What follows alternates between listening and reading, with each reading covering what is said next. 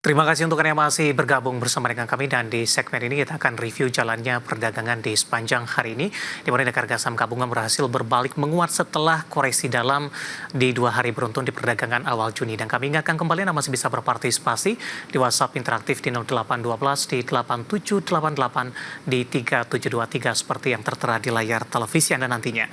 Dan saat ini kami sudah terhubung melalui Zoom bersama dengan Ibu Liza Kamilia Suryanata yang merupakan Head of Research at Kiwum Sekuritas Indonesia. Kita akan langsung sapa saja Ibu Liza, selamat sore, apa kabar Ibu? Halo, selamat sore Mas David. Terima kasih, baik-baik saja. Ya, terima kasih Ibu Liza sudah meluangkan waktu di IDX Channel. Ibu Liza, secara teknikal indeks harga saham gabungan hari ini rebound setelah 2 hari sebelumnya mengalami koreksi yang cukup dalam. Bagaimana Anda melihat terutama dari sisi posisi teknikal pembalikan arah dari pergerakan indeks harga saham gabungan meskipun jelang penutupan penguatan lebih ke arah terbatas? Ya, betul. Oke, jadi IHSG kenyataannya ini memang masih cukup stabil di atas support kedua, yaitu MA20 yang berada di level 7040 sampai ke angka bulat 7000 yang merupakan level psikologis. Jadi setelah kenaikan yang cukup fantastis dari bottom 5.900 di awal April sampai kemarin itu sekitar 7240 ya, memang itu adalah resisten jangka menengah. Kiwum Research juga sudah perkirakan ke arah situ, cuman kita nggak sangka juga kecepatannya secepat ini begitu mencapai 7240. Nah, ini saat yang wajar saya rasa untuk ada sedikit pullback begitu ya. Walaupun penurunan hari kemarin itu sama sekali belum mengganggu uptrend dari jangka pendek ini. Jadi kalau IHSG masih bisa ditahan di atas 7.000, level psikologis saya rasa uptrendnya masih cukup aman terkendali. Baik, bagaimana Anda melihat posisi asing yang kembali net sell, Ibu Liza, ketika sebelumnya penguatan indeks harga saham gabungan juga diikuti oleh net buy asing ini. Apa yang membuat kondisi ini terjadi? Apakah memang data indikator ekonomi dari sisi global ataupun juga dari domestik kurang mendukung? Selainnya ini adalah rotasi sektor biasa ya, terus mungkin juga ini merupakan dampak dari pembayaran dividen yang cukup banyak di bulan Mei dan Juni ya kan. Jadi capital flight atau outflow ini sedikit terjadi, ini lumayan normal menurut saya. Saya lihat sisi rupiah juga tidak serta-merta melemah langsung ke 16.400-an lagi. Kita masih cukup stabil, rupiah kita di sekitar 16.200 sampai 16.300 ya kan. So capital outflow ini ya ibaratnya adalah aliran dana come and go gitu.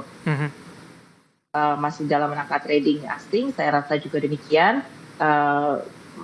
Apakah mengenai indikator ekonomi kita yang kurang bagus? Di satu sisi mungkin iya ya, tapi bukan cuma Indonesia saja sepertinya. Secara OECD juga barusan mengeluarkan proyeksi pertumbuhan global di downgrade ya menjadi 2,9% daripada sebelumnya 3,1%. So it happens everywhere in the world gitu. Ya gara-gara apa ya? Again, kalau secara global memang karena ada drama tarif ini begitu ya. Terus kemudian undang-undang pemotongan pajak oleh US, ini akibatnya juga membuat hutang di sana akan semakin membengkak. So kembali terjadi, mungkin akan kembali terjadi capital outflow juga ke sana. Kenapa? Karena akan semakin sulit untuk the Fed itu menurunkan suku bunga. Akhirnya mereka harus menjaga suku bunga tertinggi. Dan mungkin beberapa fund manager melihat ya investasi di US biar bagaimanapun masih lebih oke begitu, lebih rewarding daripada di Indonesia atau emerging market. Begitu Mas David. Ya, di tengah ketidakpastian global kembali meningkat, barang baku saham-saham produsen emas hari ini kembali menjadi atau mendominasi Ibu dengan masih melaju kencang ketika dari dorongan saham-saham perbankan big cap belum optimal, perbankan big cap hari ini lebih cenderung melanjutkan tekanan ini. Nah, dari barang baku, beberapa saham hari ini masih melaju dengan tingkat atau persentase yang sangat signifikan, Ibu. Tapi saya mau ke PSAB terlebih dahulu, Ibu Liza. Hari ini penguatannya sudah mulai terbatas, sebelumnya sempat terjadi arah beberapa kali, dan tampaknya volume pembelian hari ini juga sudah mulai menyusut. Analisis untuk PSAB di tengah penguatan yang sudah mulai terbatas di sepanjang perdagangan hari ini. Oke, melihat candle yang terjadi hari ini sepertinya naga-naganya akan menjadi seperti doji ya.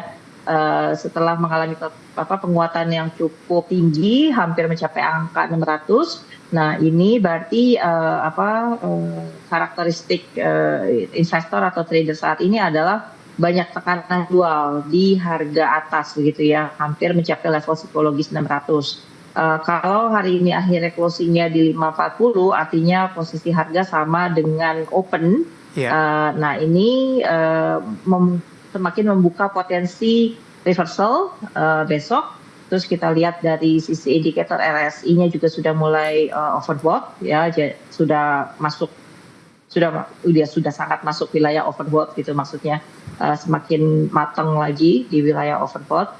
Jadi ada baiknya juga untuk yang punya saham PSAB untuk mulai terap trailing stop begitu. Di level berapa itu, Bu, untuk trailing stopnya?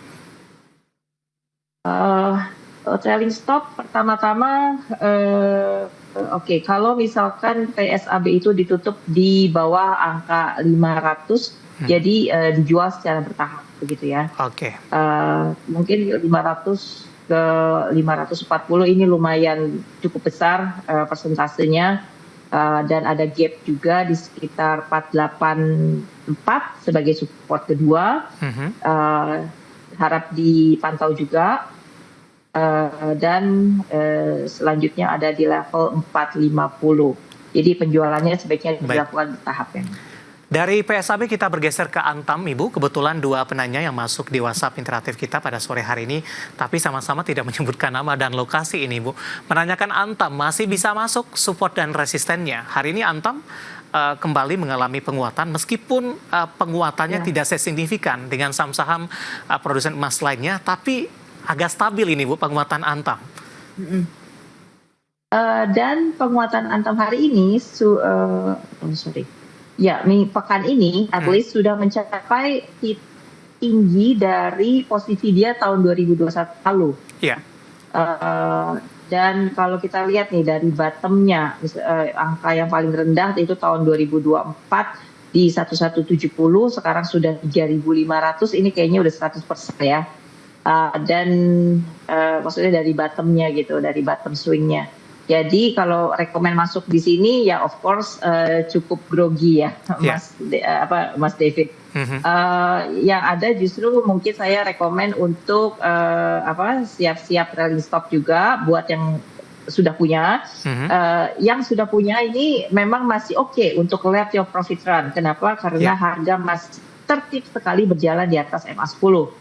Supportnya yang jadi pantauan hari ini ada di sekitar angka 3260 sampai 3130. Baik.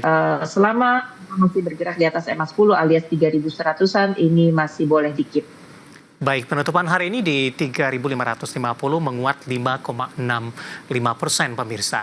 Ibu Liza, dari sektor barang baku kita beralih ke saham-saham yang menjadi pemberat ini, Bu.